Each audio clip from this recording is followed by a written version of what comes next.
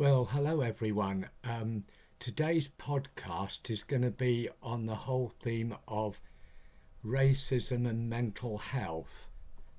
In other words, how racism can often affect our mental health without us realizing it. But before I start talking about what we call racial trauma, that's the trauma that's created mental health conditions from the racial problems that we encounter in our society to ourselves. So I want to start by talking about what is racism. Well, racism is about having attitudes and behaviour towards people from another racial and ethnic group. So the belief is that differences in physical, cultural, what we call characteristics, what I mean is skin colour, language, dress and religious practices associated to differences in people's personality, intelligence and ability. Because certain beliefs about people's racial culture creates them to be seen as superior or inferior, because it's about this power balance that's going on. And a lot of that is to do with the ignorance that people have often been brought up with in terms of the way they view themselves and other people. So it becomes an us and them culture instead of the fact that it needs to be a we culture. What I mean by that is that we have at the moment lots of problems in our society where there is lots of division with race, class and many other issues. And it's about people thinking that they have more rights, more privileges and more power than other people, when we were all put on this earth to live together, to have respect for one another, to treat each other the same, and to sit and understand each other and to listen to each other so that we can learn from one another. And because we don't have that world at the moment, that is why we have a lot of people suffering with mental health problems, and some of them are to do with what we call racial trauma. So the social and economic power of members of a particular racial and ethnic group sometimes tend to promote, enforce or act out these attitudes which lead to what we call bad behaviour, discriminatory behaviour, and practices that they go on to create inequality. So people become more unequal to others because of these beliefs and practices, and they often feel excluded from what is their human rights. And the opposite of anti-racism is about what we should do to challenge this in all its different forms. And many people are doing that. But maybe you're someone who's suffering from these particular issues, beliefs, relationships, and it's making you feel quite vulnerable with your mental health. Now we know that no one is a racist from birth, but those with racist attitudes have learnt them from someone else or somewhere else over their human history since they've been born. And it's having the courage to look at those beliefs and attitudes and to say, where have I got them from? Are they true, or are they just passed to me from somebody else? And sometimes we need someone to help us to do that, because they can go on and affect our mental health. So identities and experiences are often labelled the same, but we know that these groups do not have all the same experiences of race. And I'm talking about people from different cultures, beliefs, religious communities. So people face different challenges. We all know that language is always changing, and we have to be careful with the language you use towards other people, because it can create some trauma for them, some oppression, and it can affect their mental health. So the words we use do matter in terms of helping or hurting other people around us. We have a responsibility to ourselves and other people about how we treat others. When we feel at a disadvantage and are harmed by racism, this can be very stressful for some of us, and it can create difficulties in explaining how we feel to those who do not experience what we do. So we often retreat and become quite isolated and alone, and that's when we start to feel very vulnerable. But there is an opportunity to reach out to those who are prepared to listen, to help us feel affirmed as human beings and express ourselves and our feelings and thoughts in meaningful ways. So what is race and ethnicity? Well, we know that race is seen as groups of people having similar traits such as skin colour and racial labels like black, which were understood to wrongly mean that some of us are biologically different from others. And we know that that's not true, because it's gone on to create and justify violence and oppression of other people. Now, we may now recognise race as an important part of our identity. We may recognise we have shared values with those who have experiences of race and racism. And that's how we are building community. That's how we are building positive relationships with others, because none of us was put on this earth to be an island. Also, ethnicity. It's about a group of people who have a cultural, national or language identity. They see race and ethnicity as different, but they are both about definitions of racism. So what is interpersonal racism? What does it mean? Well, it's about when you are treated badly or unfairly because of your race. Sometimes there is an intention of harming you or offending you, sometimes not. And this is called overt racism. It can imply being attacked or threatened physically or verbally, being excluded or bullied. And those of you who are struggling with your mental health because of racism have probably experienced this in some way and are at the moment. Comments about race can be often very subtle to us, and this often can be called covert racism. It can come from an unconscious bias from other people that they're not aware of where it's come from. This covert racism is more difficult to notice and challenge than overt racism, because it's sometimes often hidden and people are very defensive about it, or they may deny it. So if you are dealing with this form of oppression regularly over a long period of time, it can cause a lot of problems to your mental health. It can build up a lot of stress for you and a lot of anxiety and worry. And some people unknowingly believe the racial stereotypes that justify their behaviour because of this. So we need to be aware of also institutional racism. That's when an organisation behaves towards us badly and unfairly because of our race, whether they mean it or not. Maybe you're working for people at the moment when you're questioning this, or you're experiencing this in very small ways, and you feel you want to do something about it but you're unable to. So this is still racism, and it can still affect our lives in many ways. So how does racism affect our mental health?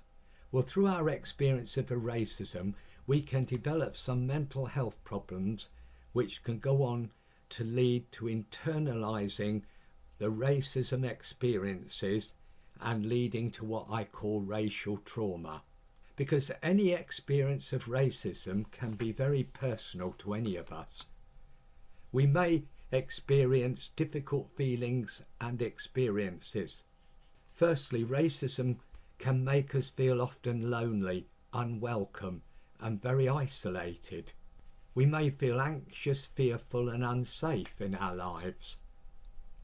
We may be anxious about how we are seen and treated, and this may lead to us feeling incredibly vulnerable when around lots of people of a different race.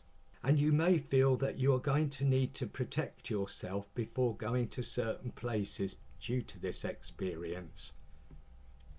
You may feel angry or frustrated by being treated unfairly, which can go on to lead to you feeling quite powerless to control this situation.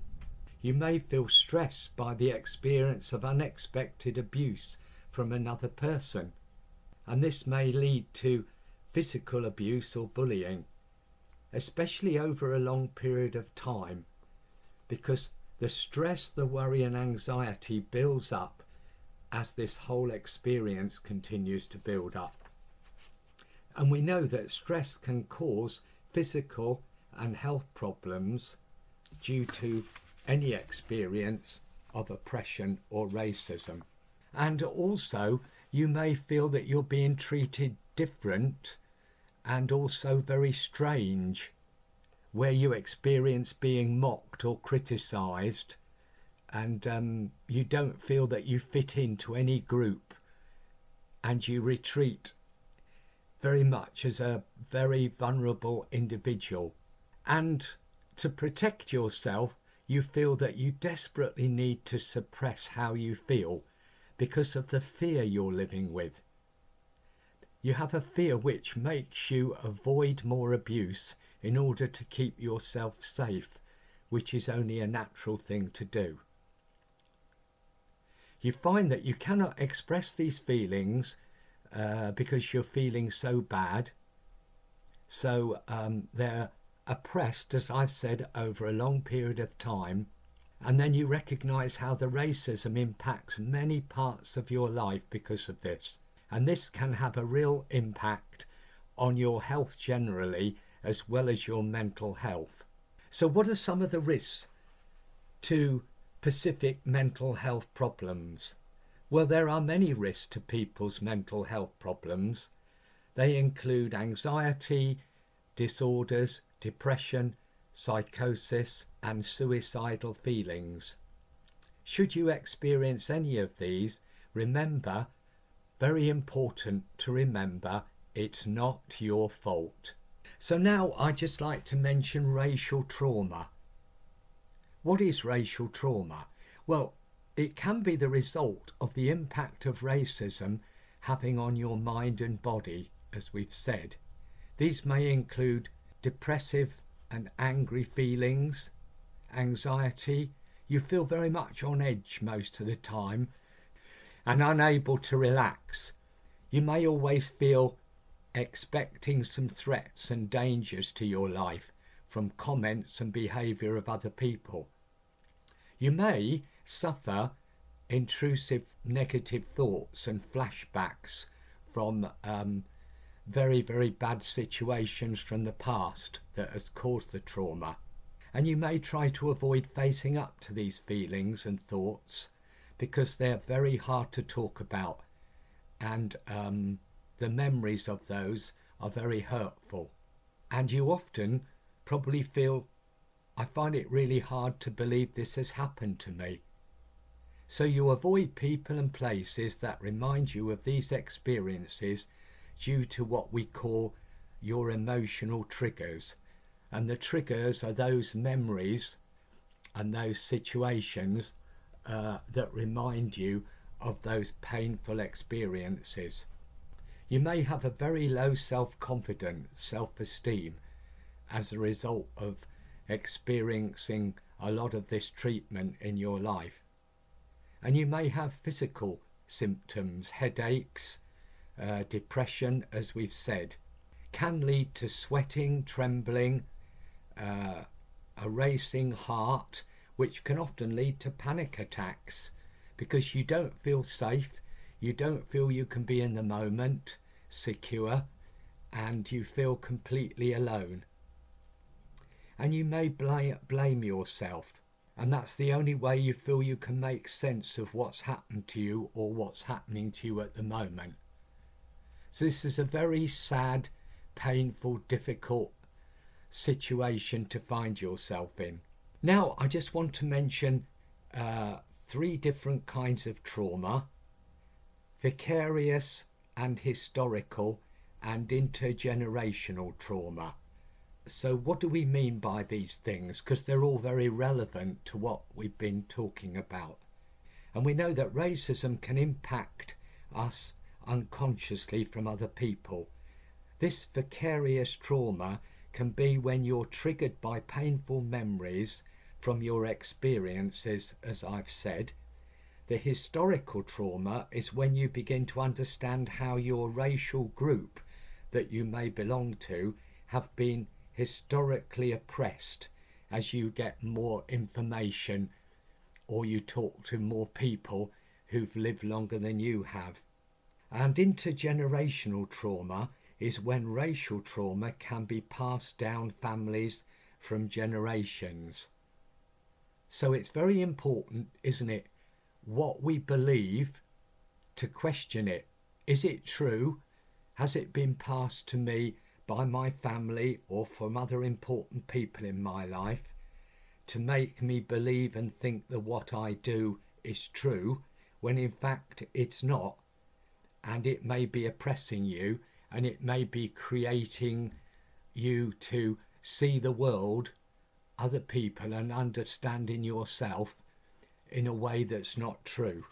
And I just want to say something about ways to support your mental health when you are struggling with these things. You need to think about looking for some professional help, because it can enable you to move on with your life. And counselling can give you the space to work through difficult feelings and experiences like racism. Talking therapies is often good. Just talking about your thoughts and feelings with someone who's prepared to listen and help you to reflect on how you've got to this stage in your life, and to help you deal with some of that trauma, some of those difficult, painful feelings and memories that you've avoided for a lot of your life. And many people who are suffering with what we call post-traumatic stress disorder are in this category. They've kind of avoided facing up to these challenges and these painful, difficult feelings. So the working relationship with a counsellor can help you very much achieve this. So it's important, isn't it, to talk to someone you trust. And caring for yourself can be a positive way also to address a lot of the negative thoughts and beliefs about your identity and your worth as a human being. Because it's a way of giving you self-control as you decide when and how much you care for yourself. Because that can give you more power in your life, self-control and inner strength, which we all need to be the people we are. So try some self-care ideas. Talk to someone you trust. Find ways to build your self-esteem. And talking about building self-esteem, try and take some time to praise yourself and think about what you're proud of about yourself. Because you've all got skills, knowledge and experience that you can be proud of. Get creative. Express your thoughts and feelings in creative ways. Maybe you want to do some dancing, making music, painting, poetry, writing, or any other creative ideas, because you're helping other people by expressing your positive race, culture and identity in this way. And what about celebrating parts of your identity? Thinking about what makes you happy and what you value about your life. The activities you enjoy with other people that you spend time with. because this helps you get to know your real self and challenge these racist assumptions about who you are and who you're not. So, connecting with people who share the same racial identity as you to enjoy and celebrate your culture is important. And trying to look after your physical health, because racism and racial trauma can affect our mind and our bodies, as we've said. And being active doesn't have to mean doing sport or going to the gym, although that can help some people. It might be about being creative, as I've said, and looking at ways to express those painful, difficult feelings in a way that makes sense to you.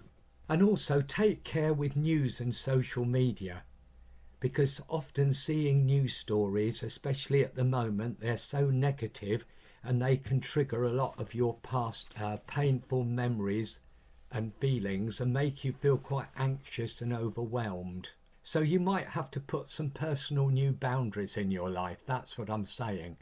You might have to take some real action and not look at certain TV programs, listen to certain social media, protect yourself. And then finally, I just want to mention something about try relaxation techniques that I've mentioned before. Try the breathing, because that can help with your stress, anxiety and feeling overwhelmed. And what I mean is taking those deep breaths through your nose, counting to 10 and slowly breathing out through your mouth can really help you to slow down, focus. We call it mindfulness. So I'm hoping that this podcast has helped you to think a little bit more about your mental health and your experience of racism, if you've had any or you're having any, and if you're suffering from any form of racial trauma. And I do hope to talk to you again some other time. Take care. Bye for now.